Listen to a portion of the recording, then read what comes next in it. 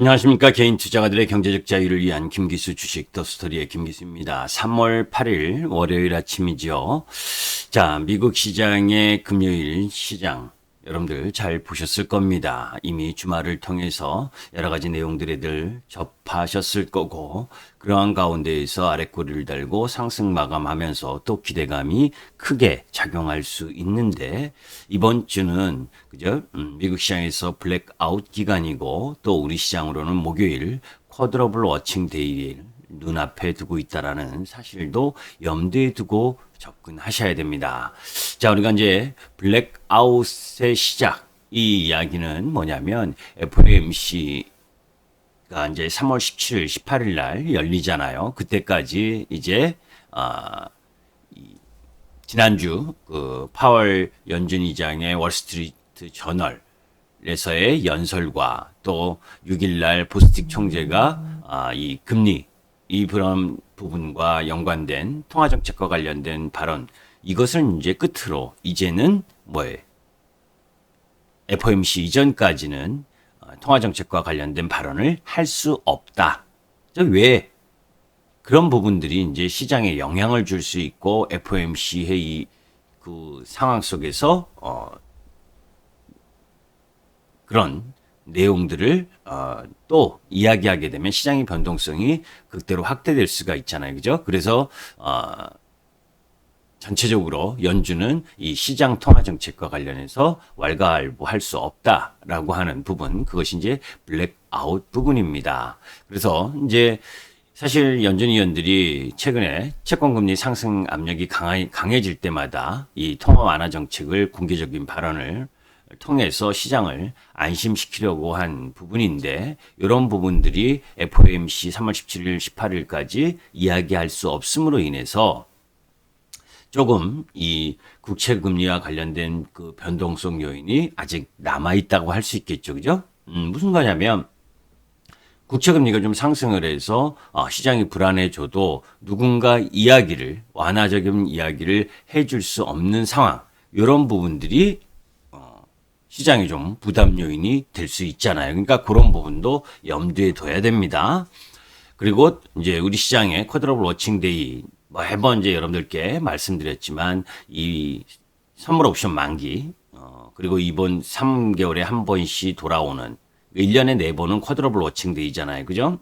3, 6, 9, 12 매월 둘째 주 목요일 부분에 옵션 만기를 함께 오는 부분인데, 자, 이제 그런 가운데에서 중요한 부분은 이제 외국인들의 선물 매매 패턴입니다. 그죠? 미국 시장이 반등했다. 이것만 가지고 여러분들이 생각하지 마시고, 궁극적으로는 옵션 만기까지 어떠한 모습을 취할 것이냐. 뭐 일정 정도 미국 시장이 금요일 날 어려운 자리에서 되돌아 나왔죠. 우리가 이제 한번 이 미국 시장의 움직임을 한번 살펴보게 되면 장중에 다우지수와 나스닥 뭐 할 거 없이 전체적으로 다 초반 부분엔 하락을 했고, 그 하락 속에서 나스닥도 뭐 장중 세게 하락을 하면서 2.5%가 넘는 하락까지 갖고 들어왔었다가 플러스 마감하면서 끝났습니다. 그죠?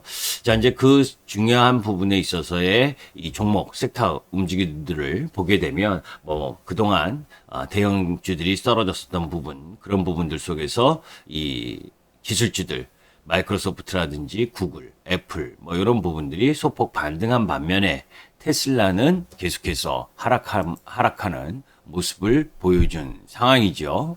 근데 뭐 테슬라와 관련된 부분의 하락의 가장 근본적인 원인 부분에 있어서는 뭐 이런 부분이죠.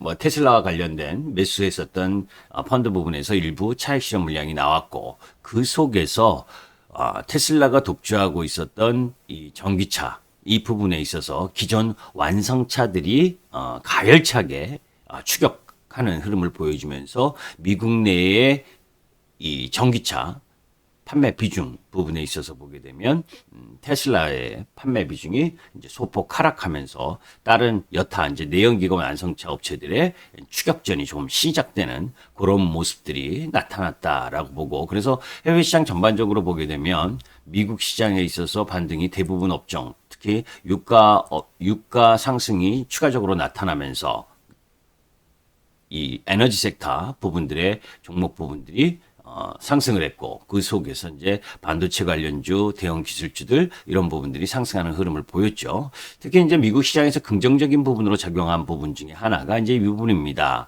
뭐 이 경기 부양안 통과됐다라고 하는 부분 여러분들 아실 거고 그 속에서 사실 법인세 인상과 관련된 내용도 포함되어 있었었는데 그 부분이 이제 통과되지 못했죠. 그렇기 때문에 조그만 기업들에게는 상당히 좋은 긍정적인 뉴스로 작용하는 그런 부분이고 하여튼 미국 시장은 나스닥 흐름입니다.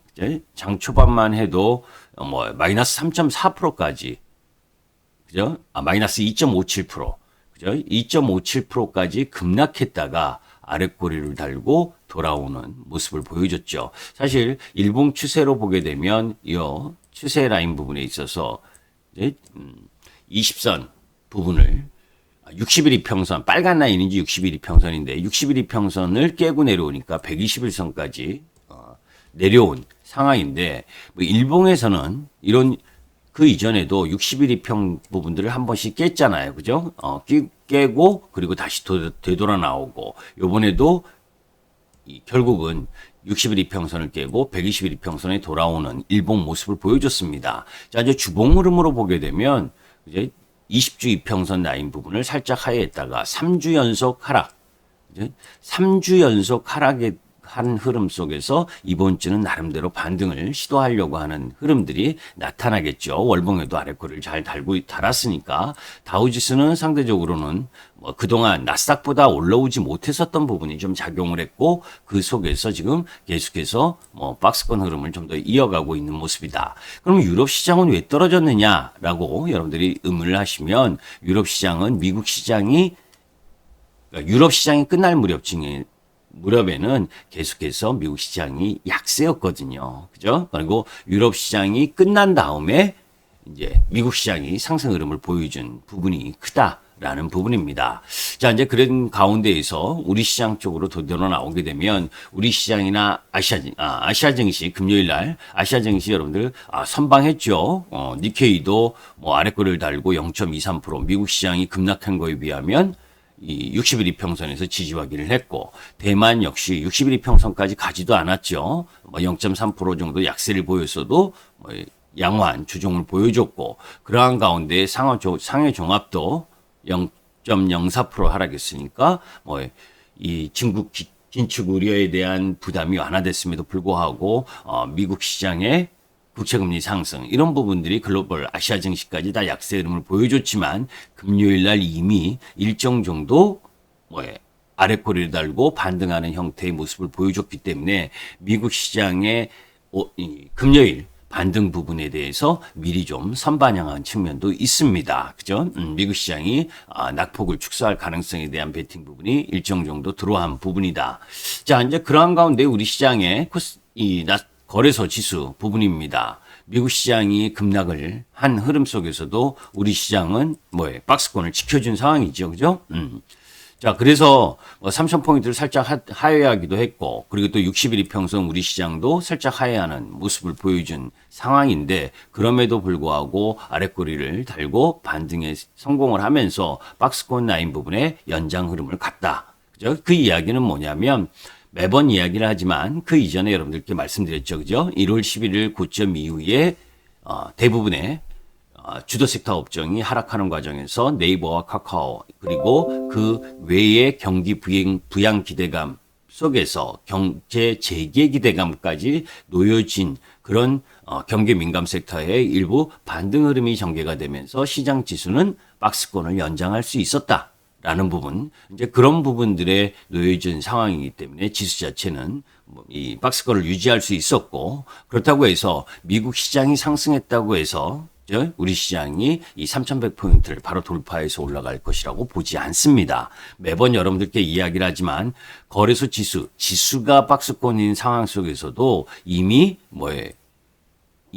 시장 부분에 있어서의 섹터별 움직임은 엄청난 차이가 있다. 종목별 움직임도 엄청난 차이가 있다라는 말씀을 드렸죠. 그런 가운데에서 이제 내가 본인 스스로, 투자자 본인 스스로 어떤 전략 부분을 갖고 갈 거냐 하는 부분, 그런 부분들에 주의 깊게 봐야 되는 상황이다라고 보시면 됩니다. 자, 미국 시장에서 이제 그 업종별로 보게 되면 반도체 업종도 아랫꼬리를 달고 상승 흐름을 갖고 갔고, 이제 그런 가운데에서 이제 이 증설과 미국 반도체 증설 부분이 본격화되고 있는 상황이고, 그리고 TSMC나 삼성의 공격적 투자, TSMC 같은 경우에는 40조 원 들여서 미국에 공장 6개를 건설하고, 또 삼성은 아직 논란이 있지만 오스틴 팹 증설 협의를 애리조나나 뉴욕하고 검토 중에 있고, 또 글로벌 파운드리 부분에 있어서는 미국 몰타 신공장을 추진하고 있고, 뭐 이런 부분들,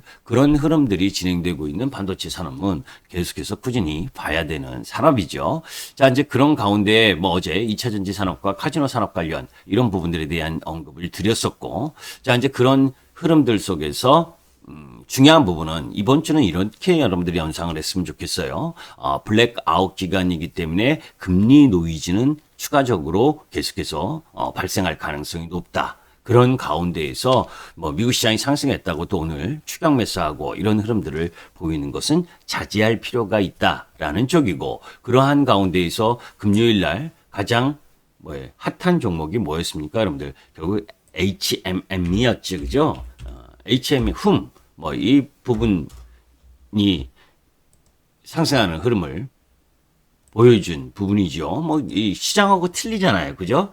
섹터 부분에 있어서는 이 네이버가 일정 정도 카카오하고 올라오고 나서 이제 이쪽 라인도 좀 부담스러운 가격이 진행되다 보니까 박스권 흐름들을 좀 더 연장할 가능성이 높은 부분이고, 그런 가운데에서 먼저 하락을 했었던 주도 섹터 부분에 있어서 LG화학이 나름 저점을 잡아주고 있고, 그 다음 자동차에서 기아차가 저점을 잡아주는 쌍바닥 부분을 만들어주고 있는 위치고, 그런 부분들 속에서 또 삼성전자 역시 일단 이 옵션 만기까지 가두리를 형성하면서 8만 원 이하는 매수권, 9만 원 이상은 매도권, 이렇게 단기 박스권 라인 부분들을 연출하는 그런 흐름들을 보여줬고, 그 속에서의 틈새 부분을 카지노 산업 쪽 라인 부분에 있어서 지난주 강세 흐름을 보였다. 그러면 이번 주 라인 부분에 있어서 이제 옵션 만기 주간에 놓여져 있기 때문에 지수 관련 대형주들이 상승을 하게 되면 상승 부분이 쉽지 않다라는 쪽입니다. 저는 기본적으로 옵션 만기까지는 뭐 등락은 있죠, 당일마다. 그러나 지수가 큰 폭으로 올라갈 수 있는 부분을 우리가 예상을 하려면 가장 중요한 것은 외국인들의 선물 포지션입니다. 그죠? 외국인들의 선물 포지션이 어떻게 진행될 것이냐 하는 부분, 이 부분을 잘 보셔야 돼요. 금요일 날 현물에서 외국인과 기관이 매도를 했어도 우리 시장이 아랫꼬리를 달고 반등할 수 있었던 가장 기본적인 부분은 뭐예요? 외국인과 기관이 선물을 매수해 주면서 프로그램 매도를 관리를 했다라고 하는 부분. 그러니까 그네들은 또 오히려 오늘 이제 미국 시장이 반등했다고 시장이 상승을 하면 선물 매도를 통해서 프로그램 매도를 또 유발시킬 수 있는 그런 흐름도 갖고 있거든요. 그러니까 현물 전체적인 매수나 매도, 그 규모도 여러분들이 잘 살펴봐야 되겠지만, 외국인들의 선물 스탠스를 어떻게 갖고 갈 거냐, 그죠? 그런 부분도 확인하셔야 되고, 또 미국 시장에서 이 달러가 금요일 날 또 강세를 보였었던 부분, 그죠? 지금 환율이 많이 올라왔죠, 그죠? 우리 시장이 1132원 라인 부분까지 올라왔으니까, 지난번에 여러분들께 이야기했었던 저점 부분을 일정 정도 잡아줬다, 그죠? 환율에서 쌍바닥을 만들고, 그리고 저점을 높여가면서 올라오고 있잖아요. 그런데 금요일 날 미국 시장이 달러를 강세를 보였기 때문에 또 얘가 양봉 나는 형태, 우리 시장이 이제 원화 가치가 올라가는 흐름이면 외국인 매수가 들어오기가 쉽지가 않죠. 그죠? 그러니까 그런 흐름들에 놓여져 있는 상황이기 때문에 뭐 제한적인 흐름을 보이겠지만, 그래서 외국인 매수가 적극적으로 들어올 수 없는 상황에서 외국인들의 선물 매매가 어떤 형태를 보이는지, 이제 이런 전체적인 흐름 부분을 염두에 둔다면 외국인이 대형주 매수가 쉽지 않은 상황. 그러면 지수가 올라가더라도 반등을 하더라도 제한적일 가능성이 높잖아요. 그죠? 그러면 이제 그런 가운데에서 결국 종목, 그죠? 시가총액 상위 종목의 움직임은 좀 제한적일 거고, 그런 가운데에 지난주 이 음식료 쪽 라인 부분, 이 하이트 진로라든지 이런 부분들에 있어서의 좀 반등 흐름이 추가적으로 나올 수 있는 상황. 그런 가운데 여러분들이 이제 전략과 전술 흐름들을 어떻게 쓸 것이냐 종목 부분에 있어서 그죠? 뭐 전체적으로 보게 되면 우리가 궁극적으로 시장에 있어서 여러 가지 다양한 섹터들이 있습니다. 뭐 이 수주 공시 양호하게 나온 부분, 요 최근 이 현대건설 기계도 이 동남아 쪽에서 수주 공시가 제대로 나오고 있는데 뭐 여러 가지 상황 흐름들 그 속에서 나는 이제 성장주로 갈 거냐 아니면 국채 금리의 추가 상승 흐름을 보고 이런 이제 금융주 쪽 신한주지라든지 뭐 삼성화재라든지 이런 금융주 쪽으로 갈 거냐 하는 부분은 이제 단기적인 부분과 중장기적 부분에 있어서의 선택 흐름 부분이 틀려질 텐데 일단 이번 주 주간 흐름에 있어서는 여러 가지 요인 부분에 있어서 상대적으로 거래소보다는 코스닥 쪽에 중소형 부분들 거기에 이제 중소형 반도체라든지 또 금요일 날 낙폭과대에 의한 반등 흐름이 5G 서진 시스템이나 KMW 이런 쪽에서 세게 나왔죠, 그죠? 원체 많이 빠졌으니까 단기적으로 그죠? 근데 그런 부분들을 오늘 아침 뭐 갭상승에 쫓아가서 매수를 하게 되면 음봉이 나올 가능성이 높다라는 쪽이고 오히려 여러 가지 여러분들의 선택 부분을 어떻게 갖고 간가가 중요합니다. 뭐냐? 성장 섹터 부분이라고 하는 2차 전지와 반도체 그리고 자동차 쪽에서 눌림목 공략을 하면서 비중을 조금씩 늘려가는 전략을 택할 거냐. 그죠? 그 부분은 그런데 옵션 만기까지는 큰 폭으로 상승하기보다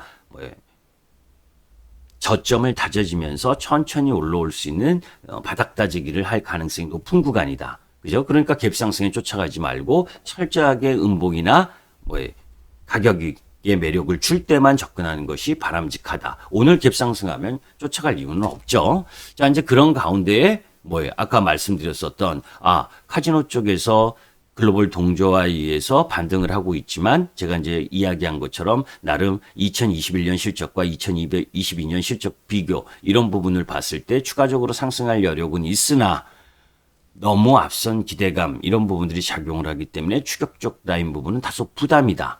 그죠?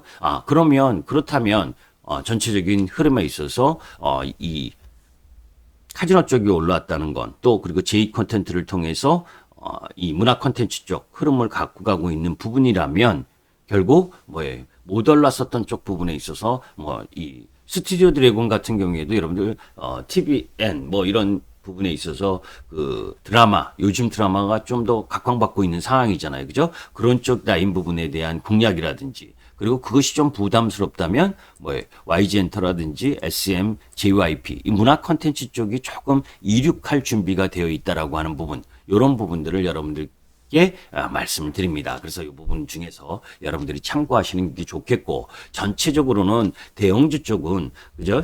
이 쿼드러블 워칭데이 이전에 또 수급이 확 바뀔 수도 있겠지만 아직까지는 여러 가지 상황상 대형주가 세게 올라가기에는 조금 부담인 상황이고 오늘은 대형주 쪽도 반등을 좀 일부 나오겠지만 그런 가운데에서 전체적으로는 틈새 쪽 라인 부분들 이런 부분들의 흐름들이 진행될 가능성이 높다라고 하는 부분을 염두에 참고 삼으시길 바랍니다. 그러니까 유튜브 방송을 통해서 여러분들께 이야기하고 있는 부분은 여러분들이 참고하시라는 이야기지 저는 이 유튜브 방송은 AS가 바로 실시간 되지 못하잖아요. 그죠?